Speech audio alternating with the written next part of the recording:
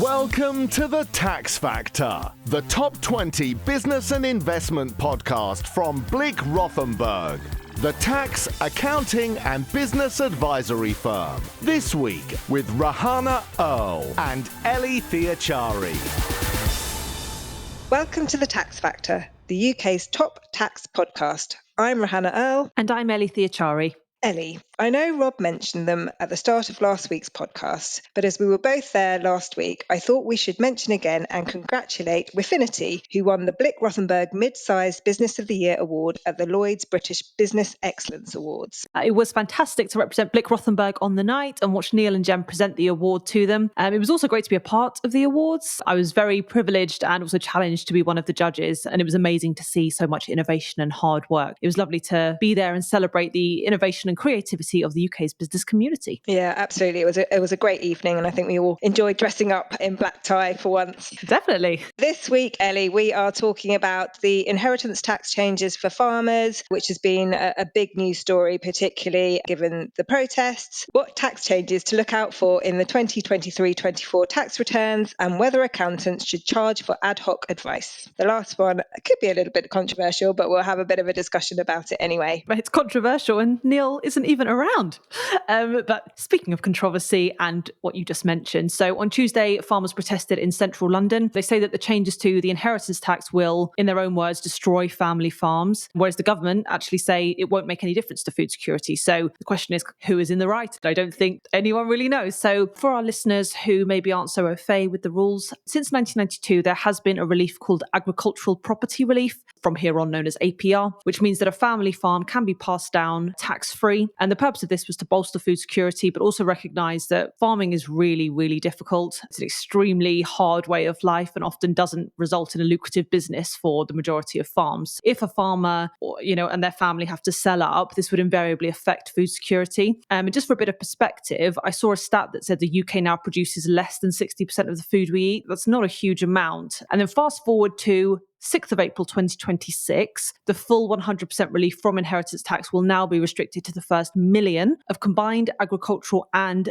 business property relief. So that's BPR. So we have APR and BPR, just keep those in mind. So above that amount, landowners will then pay inheritance tax at a reduced rate of 20% rather than the standard 40%. The tax can be paid in instalments over 10 years, interest-free rather than immediately, as is the case generally with inheritance tax, where you have to pay it up front. So the government believes this could potentially raise around 500 million a year. And recently, politician Steve Reed was quoted as saying, small family farms will not be affected. Only about 500 estates a year will pay more under the new scheme than they do today. Although that is a little bit confusing because DEFRA's own figures show that 66% of the 209,000 farms in the UK are worth more than $1 million. So it is quite unclear where some of this data has actually been gathered from. And again, some are also saying this is misleading because BPR and APR used to give separate allowances for farmers. So if you're given a £1 million threshold and you think a combine harvester can cost anywhere up to £500,000, that BPR is going to be eaten up pretty quickly. In terms of planning, there are different things that farmers can do. So they might avoid the tax by transferring the property at least 7 years before death. That's kind of the normal inheritance tax rules. Many can also take advantage of the standard household tax allowances if the farm is owned by a couple, which could potentially push the amount that they pass on tax-free up to £3 million,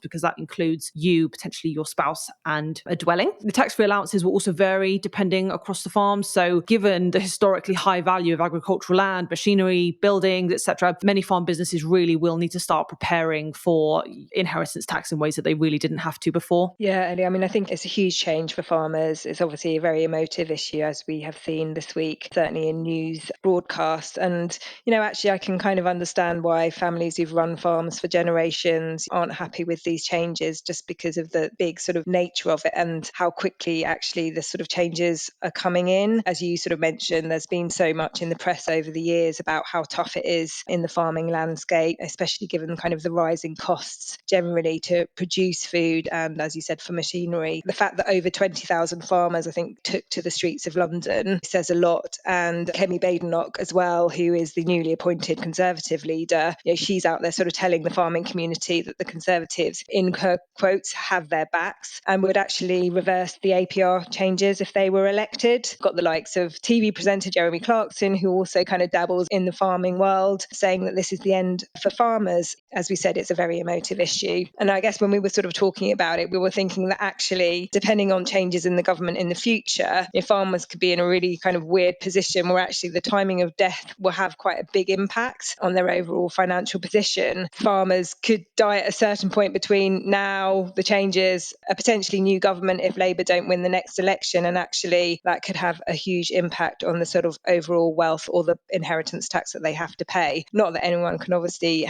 do much about that kind of timing. However, it just kind of shows, again, that sort of uncertainty potentially in what people are doing. And therefore, we would absolutely seek those who are being affected to get the advice that they need to manage it in the best way possible. But farmers aren't the only ones kind of raising concerns following the budget announcements. And actually what we're seeing is lots of UK retailers doing the same. They're writing to the Chancellor calling for a meeting on the basis that they don't think that the increase in employment costs as a result of the NIC changes, as well as the increase in the living wage and also changes to the Employment Rights Bill, can be absorbed, again, in especially such a short period of time. The British Retail Consortium believes that as a result of all of those changes that I mentioned, that there will be job losses, that it will impact investment into the sector, it will lead to slow pay growth and also potentially to closures of retail shops. Yeah, and that would all be such a shame. I know that some of those businesses that have kind of written to the Chancellor are the likes of your Tesco's, your Asda's, but a lot of the retail shops that we're talking about are small and they're family run, and the high street has almost died a death and we're really trying to bring it back. Retail is the largest private sector employer. So there is absolutely no doubt that it will be hit by these NIC changes, particularly because retail businesses often employ large numbers of people who are either entry level, part-time, many on the national minimum wage or the national living wage. I do think it's a really good idea for those large retailers to have asked for that meeting with the Chancellor to discuss their concerns, because actually on top of that, so that you've got all of those additional costs, they're also being hit by a new packaging tax, so that the rising cost of employment, the changes to the business rates, the kind of uncertain future of the retail business in general just has such a great impact on that sector, and those very large retail businesses can fly the flag for the smaller businesses. That can only be a good thing. Yeah, so I think it's probably a watch this space one on that front. I mean, I just cannot see the government doing any sort of U-turns for either farmers actually or for the retail sector, certainly kind of in doing any adjustments to NIC. But I guess they've got to have the conversations and we'll have to see where that one goes. And I'm sure we'll be reporting back on that further in future episodes. But on a more cheery note, Ellie, it is less than 5 weeks to Christmas, yay!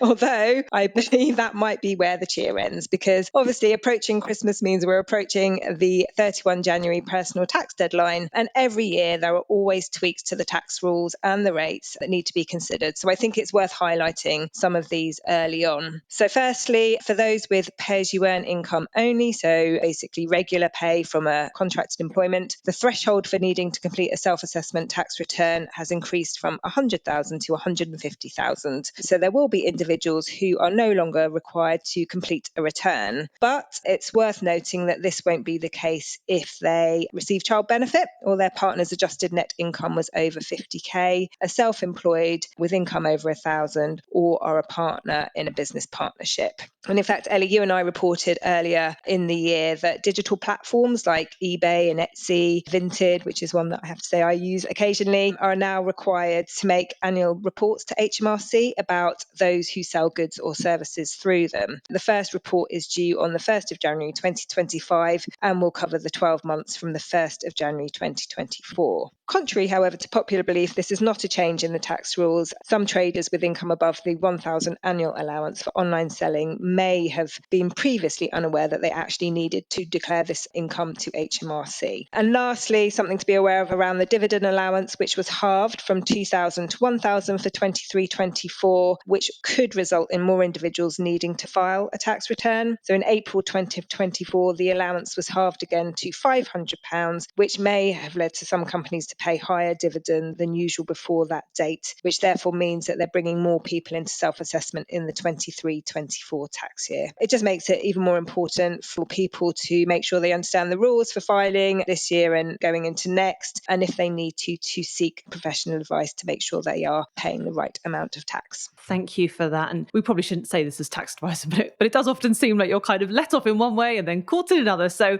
as you said, it is really important to make sure that you are paying that right amount of tax so that you don't end up with that dreaded brown envelope through the door.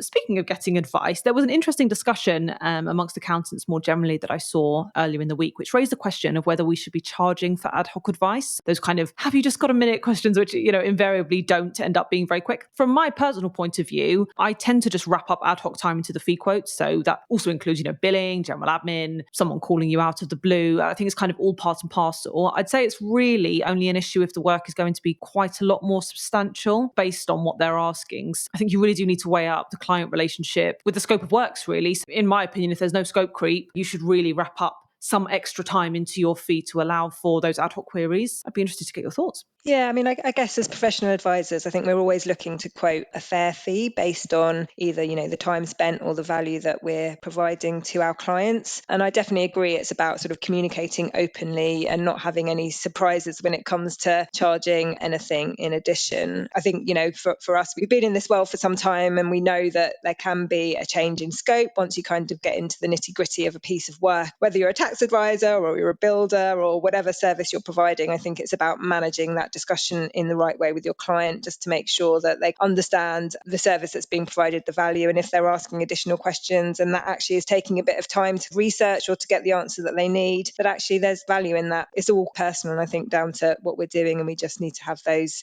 right discussions with our clients. The Tax Factor from Blick Rothenberg. On that note, though, it's all we have time for this week. My thanks to Earle for joining me today. Next week, I'm actually back in the presenting chair alongside a new voice on the Tax Factor team, our new VAT partner, Gabby Donald. I'm hoping she'll come along with some practical VAT examples for discussion, like some Jaffa cakes or blissful biscuits. We always love a good VAT story. No pressure, Gabby. You just can't keep away, can you, Earle?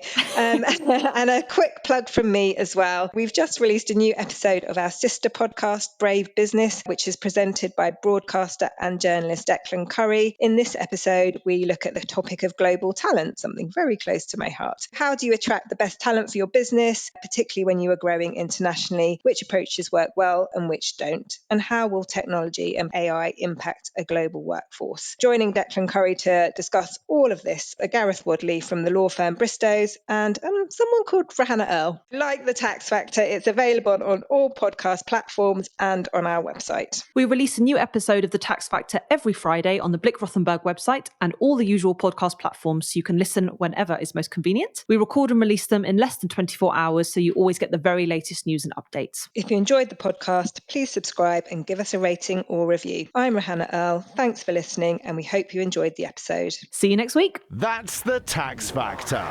We'd like to thank you for making us one of the UK's top 20 podcasts. Find all our previous episodes wherever you get your podcasts. And join us again next time on The Tax Factor.